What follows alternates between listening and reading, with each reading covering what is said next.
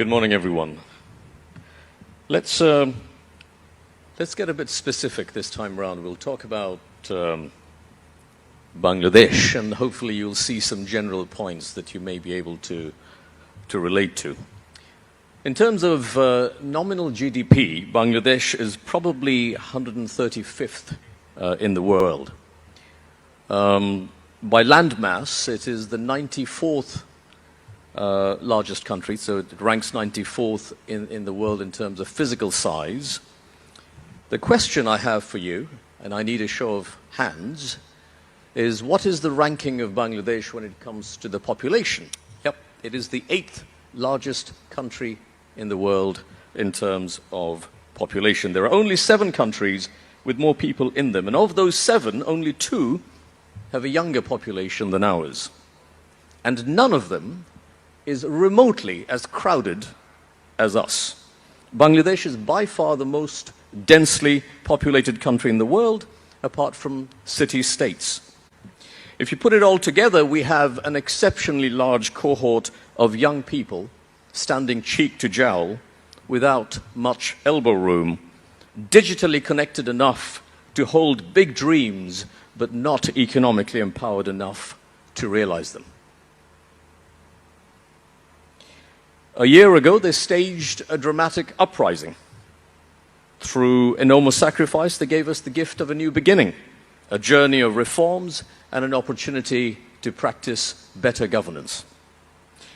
And in about a year's time from now, they're being told that they will graduate up from the status of a least developed country. How should that make us feel? Well, let's take a step back and zoom out. Being an LDC gave us duty-free and quota-free preferential access to developed consumer markets, especially on the backdrop of a world that has been rapidly globalizing over the past 2 or 3 decades. And a world where the modes of production, supply chains became a dominant form of production, we really harnessed that very well by building a ready-made garments industry, RMG.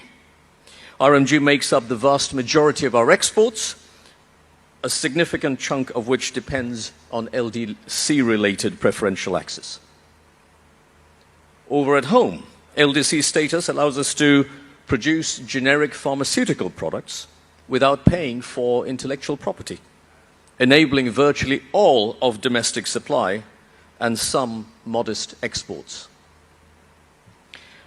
And LDC status also allows us to access international finance more cheaply than would have been available commercially. To my knowledge, compared to any other country, the economy of Bangladesh is uniquely reliant, perhaps overly reliant, on LDC privileges.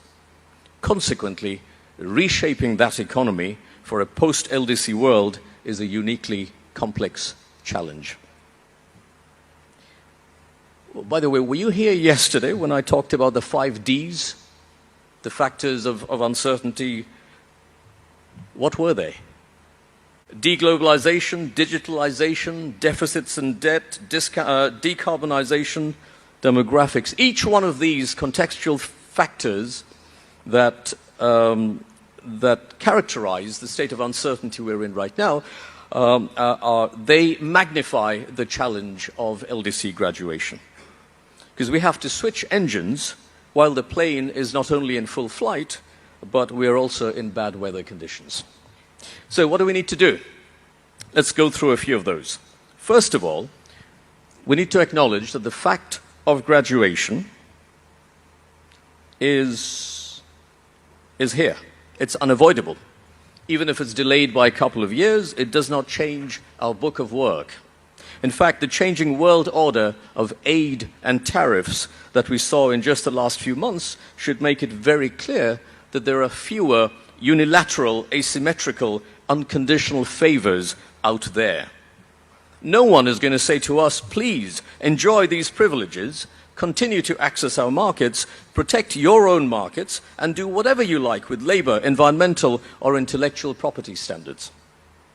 The best we can do is to try and ensure a smooth transition as opposed to a sudden cliff switch in our terms of trade. Secondly, not only do we need to acknowledge that, I think we can embrace the opportunities that derive from graduation. Remember that we have sound fundamentals in terms of people and location, and we should be attracting considerable investments if we can get this right. We're starting with a positive vision, a recipe for reforms, which should quickly move into a time-bound roadmap of who needs to do what by when. Thirdly, we need to diversify exports. This will require a more deliberate sales and marketing strategy for our existing products and building the capacity to make new products. Fourth, creation of new products and industries will require new investments, especially foreign investments. And that, in turn, will require practical reforms in logistics and customs, in ports, inland waterways, airports. And that will require changes in the machinery of government, public administration, and perhaps nationwide digital processes that will formalize large parts of the informal sector. We have to negotiate free trade agreements or economic partnership agreements with key countries so that we obtain friction-free access to their markets. Increasingly, these agreements have multiple chapters. Beyond tariffs, they want to talk about labor standards and the movement of people. Skills and training.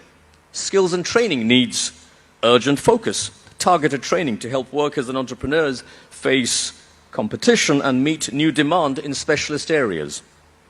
I was actually in Japan just last week, partly to help conclude what could be our first ever free trade agreement, economic partnership agreement with a major economy, but also to help establish a structured process through which we will send 100,000 skilled workers in targeted vocations over there. But perhaps the most relevant thing for this forum is that our most important export markets, the European Union, for example, will only extend our preferential access to their markets, what is known as GSP+, if we explicitly and verifiably upgrade our standards, especially labor standards. Conversely, if we can demonstrate credible progress in the advancement of those standards, we're likely to receive a sympathetic ear when we ask for transitional privileges. In a post-uprising Bangladesh, the labor reforms agenda is a normative imperative. Nobel Peace Laureate Professor Muhammad Yunus's government is committed to promoting dignity and decency in the workplace because that is the right thing to do, consistent with our values and our mandate. For the first time in history, we stood up a national-level labor reform commission alongside the fundamental commissions looking at constitutional, parliamentary, or judicial reforms, and these are being now taken through a consensus-building process with all political parties ahead of the elections. But in addition to our normative motivation, our business community supports our labor reforms agenda for their own enlightened self-interest, the fact that it has a direct bearing on our access to export markets. Sure, we're nervous. We're nervous about the execution and implementation challenges. But let's be clear, negotiating an extension to LDC graduation or negotiating favorable post-LDC terms will not be easy as long as we have an Article 26 complaint hanging over us at the ILO governing board. The good news is that we expect to have completed the bulk of our obligations under the roadmap agreed with the ILO, both in terms of legislation and the conduct of labor relations. So let me end here. I want to end where I started yesterday. The 3 R's that guide the approach, my approach every day.